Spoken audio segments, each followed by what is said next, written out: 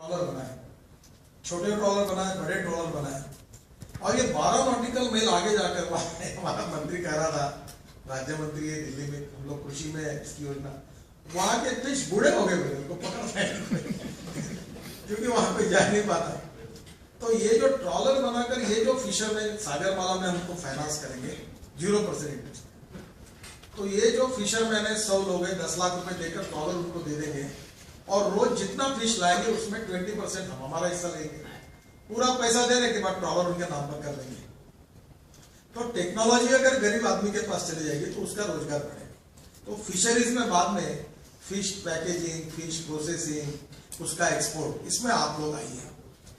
और दूसरा जो मुझे कहना है कि वेजिटेबल फ्रूट्स में है और हमारे एक्सपोर्ट में जो एग्रीकल्चर सेक्टर है उसमें बहुत संभावना है, और मुझे आप ऐसा कहना है कि इसमें ये जो वाटर पोर्ट बन रहे हैं, ये जो बड़े बजट, इसमें आप एग्रीकल्चर के इसमें से फ्रूट्स है, वेजिटेबल है, जैसे मैंने कहा ग्रेप्स है, संतरा है, मौसम्बी है। अभी हमने हमारे यहाँ से नागपुर से हमारे ऑरेंजेस हमने दुबई, दोहा, कतार, श्रीलंका भेजे, अच्छे भाव में, उसमें प्रॉफिट है। तो हमारे यहाँ हम लोग एग्रीकल्चर के लिए और फिशरीज के लिए भी है, इसके एक्सपोर्ट में ये जो वाटर ट्रांसपोर्ट का उपयोग कैसा कर सकते हैं, ये आप जरूर करिए। और ये जो 1000 वाटर पोर्ट बनेंगे, तो और जैसे पूरे 111 रिवर्स पर कितने, हम उसके लिए हमने स्कीम भी तैयार की है कि अगर उसके लिए अगर पैसेंजर जेटी बनाएंगे तो 10 करोड़ रुपए हम लोग हमारे भारत सरकार की ओर से उसको सब्सिडी के रूप में देंगे। अगर कंटेनर जेटी बनाएंगे तो 25 करोड़ रुपए देंगे। मैं गौतम चटर्जी से प्रार्थना करूंगा कि महाराष्ट्र से 10-20 प्रोजेक्ट मार्च के पहले मुझे दे दो, मैं आपको पैसे देने के तैयार हूं। तो स्वाभाविक रूप से इससे क्या होगा कि हमारे इसमें और बड़े प्रमाण पर पैसेंजर और गुड्स के लिए सर्विसेज शुरू होगी। अब ये रोरो सर्विस, अब ये नरीमन पॉइंट से मुंबई गोवा रोड जाने के लिए 2-2.5 घंटा लगता है, बहुत सा धक्का। वहां हम लोग 6 मजली का, इनके साथ मिलकर 6 मजली का बड़ा वाटर पोर्ट बना रहे हैं, और वहां से जो रोरो सर्विस शुरू होगी उसमें 120 से 125 कार और 15 से 20 ट्रक उसमें रहेंगे, और वो यहाँ से डायरेक्ट अलीबाग, नेरल, मुंबई को ना जाएगा तो नेरल उतर जाएंगे, वो 15 मिनट में वहां पहुंच जाएंगे। तो ये पूरा सायन के ऊपर कितना कठिन है सायन। मैं मंत्री था सायन में पुल बनाया तो मुझे सब कहते थे सब ही नहीं है, ऐसा ट्रैफिक जाम था। एक दिन रात को मैं 1 बजे वो चौक में खड़ा था, तो 1 बजे भी ऐसा पोल्यूशन, पर हमने उस समय वो सायन का एक फ्लाईओवर बना, तो उसको डबल करना है, और वहां से अभी थोड़ा सा ये जो पोर्ट में से जो रोड शुरू हुआ उससे रिलीफ मिला है। और एक समय तो इतना प्रॉब्लम था, अगर ये साउथ मुंबई का पूरा ट्रैफिक, मुंबई गोवा, मुंबई पुणे का, ये पूरा भाव के धक्के में बैठकर सब गाड़ियों में बैठकर उधर जाए और उधर से इधर आए, तो ये पूरा चेंबूर से लेकर बीच वाला कोई जरूरत नहीं। और इसलिए मेरा अभी 18 महीने क्यों लगती है मेरे समझ में, ये कोई अब टेंडर है, उन्होंने भी टेंडर निकाला तो 30 साल की पूरा पैसा एक समय मांगा। फिर मैंने ये चेयरमैन को कहा कि पहले इंडस्ट्री बनी हुई है, तुमको 30 साल को एडवांस में देगा, अब 1-1 साल मांगोगे तो कोई कंपटीशन में अगर कोई आएगा ही नहीं। वो सुधार किया उन्होंने, और ये जल्दी करने के पीछे हम पड़े हैं। ये प्रोसेस को ट्रांसपेरेंट भी होनी चाहिए, फास्ट भी चाहिए, और इसके लिए जल्दी जल्दी सब क्लियरेंसेस देने चाहिए। डायरेक्टर ऑफ शिपिंग जी को मैंने कहा 1890, 1906 कहा के एक्ट लाए, हटाओ सब। अब इन्होंने बनाया रिपोर्ट, एक ही बनाओ, और सब पुराने आउटडेटेड फेंको डस्टबिन में, कोई जरूरत नहीं उसकी। देश बदला है, दुनिया बदली, टेक्नोलॉजी बदली है। इंटरनेशनल स्टैंडर्ड्स का एक्ट बनाओ, उन्होंने तैयार किया है, कैबिनेट में जाएंगे, अगले सेशन में वो भी लाएंगे।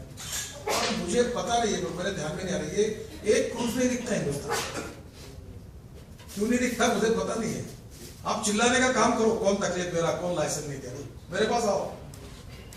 मैं सिस्टम को इंप्रूव करना चाहता हूं, जो भी ऑब्स्ट्रक्शन है उसको हटाना चाहता हूं, सिस्टम ओपन करना चाहता हूं। और इसलिए आप कितना बड़ा पोटेंशियल है। मुंबई टू गोवा एक रशियन कंपनी आई, उन्होंने मुझे दिया, मैंने कहा आप आओ पोर्ट पे, मैं आपको जगह देता हूँ। उन्होंने 2 करोड़ में तो सी प्लेन बनाया, पेट्रोल पे चलने वाला 4 सीटर, 8-9 सीटर है।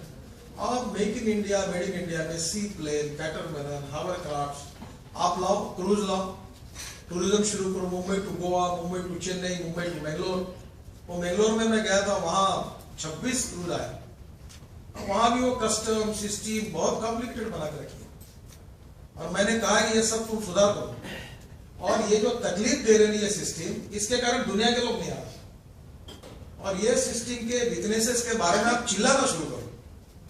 जब मेरे जैसा मंत्री है कि मेरे पास आगे तो चिल्लाओ, मैं 1 मिनट में सीधा कर प्रोसेस किया। आप चिल्लाते नहीं, मुझे बात डरते अधिकारी से। आपको लगता है कि मंत्री को कंप्लेंट करे तो ये अपने को आगे खुन्नस खाएगा और तकलीफ देगा, नहीं तो भी खुन्नस खा रहा, नहीं तो भी तकलीफ दे रहा, नहीं तो भी तुम मरे रहो, तो कम से कम मेरे पास आके चिल्लाओ। मैं ओपनली कह रहा हूं, जो सिस्टम काम नहीं करती उसको चिल्लाओ, आओ मीडिया में छपाओ, एक्सपोज करो जो काम नहीं कर रहा। हमारे डिपार्टमेंट को कोई जरूरत पड़े, कोई आवश्यक होना चाहिए काम, देश आगे जाना चाहिए, एम्प्लॉयमेंट क्रिएट होना चाहिए, सिस्टम अच्छी होनी चाहिए, और ये देश के हित में, कोई मेरी थोड़ी कोई प्रॉपर्टी है।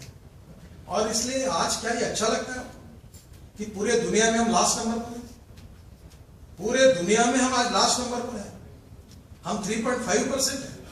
छोटे छोटे देश, नॉर्वे कहां से कहां चला गया, स्पेन कहां से कहां चला गया। अभी एलएनजी शिप बनाने की बात थी, अब हम हमारे देश में बना नहीं सकते। मैंने कोचिन शिप यार्ड को कहा, अभी वो हमारे उनके साथ ज्वाइंट वेंचर किया हमने सैमसंग के साथ, और हमने शिप बनाने की तैयारी की। मैंने बोला ड्राई डॉक बनाना है, बनाओ, 2000 करोड़ खर्चा करो, देश में बनना चाहिए। मुझे लगता है कि हम कर सकते हैं, हमारे पास टैलेंट अवेलेबल है, अपॉर्चुनिटीज है। अभी हमने यही ताज में मीटिंग ली थी, बड़ी कॉन्फ्रेंस ली थी, 280 लाइट हाउसेस और 1300 आइलैंड्स हम ओपन कर रहे हैं। और स्विस चैलेंज मैच में मैंने कहा कोई भी आओ, मैंने रामदेव बाबा को कहा कि आयुर्वेद मस्त स्पा डाल दो, और दुनिया के लोग आएंगे, मुंबई में उतरेंगे, सी प्लेन में बैठेंगे, तुम्हारे इसमें आएंगे, और आयुर्वेद का बढ़िया 1000-1500 लोग मॉलिश कर रहे हैं, चल रहा है अपना फॉरेन एक्सचेंज कोई आर्ट ऑफ लिविंग का वर्ल्ड में डिमांड है। आर्ट ऑफ लिविंग और रामदेव बाबा तो बहुत अच्छा काम करे। बोले मैंने बोला मैं तुम कोट दे, मैं देता हूं तुमको, कितने लोगों को रोजगार मिलेगा। और हमारे ये लोग चाहते हैं। आज में नागपुर में हमारा एक आयुर्वेदिक डॉक्टर है, उसके पास पूरे यूरोप से, स्विट्जरलैंड से सीखने के लिए, ट्रीटमेंट के लिए वहां से लोग आते हैं। तो आयुर्वेद हो, योग विज्ञान हो, इसके लिए इतना है, बढ़िया रिसोर्ट बनाओ, एंटरटेनमेंट के लिए बनाओ।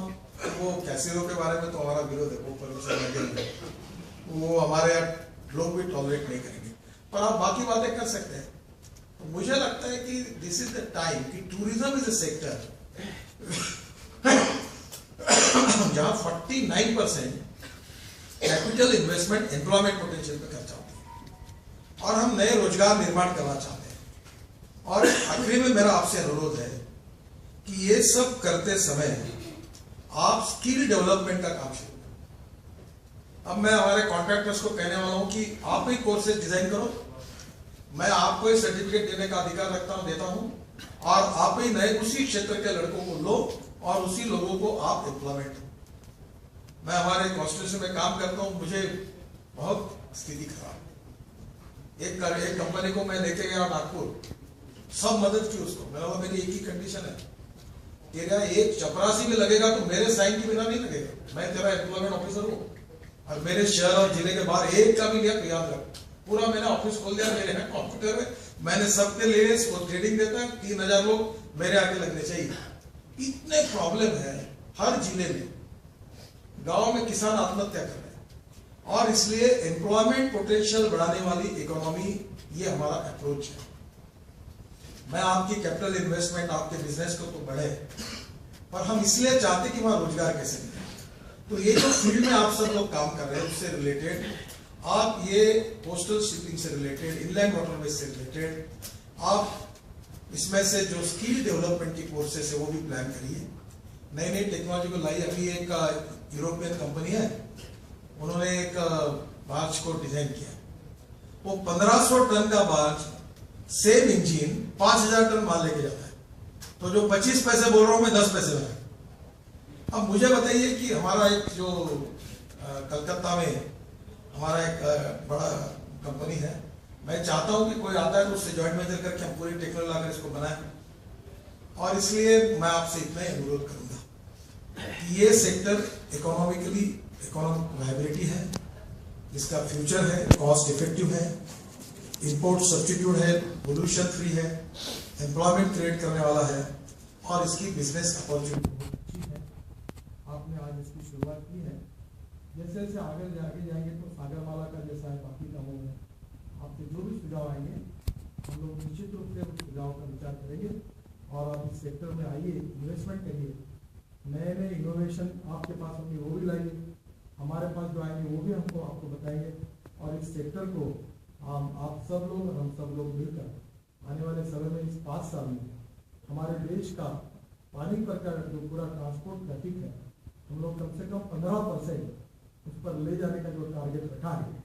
2 और चीज़ें हमने तय की है कि 2% ऑफ GDP हम लोग बढ़ाएंगे और 50 लाख नए युवाओं को इसमें रोजगार क्रिएट करेंगे। ये दोनों कामों में आप सहयोग करिए और इसमें पार्टिसिपेट करिए, यही आपसे मैं आह्वान करता हूँ। बहुत बहुत धन्यवाद।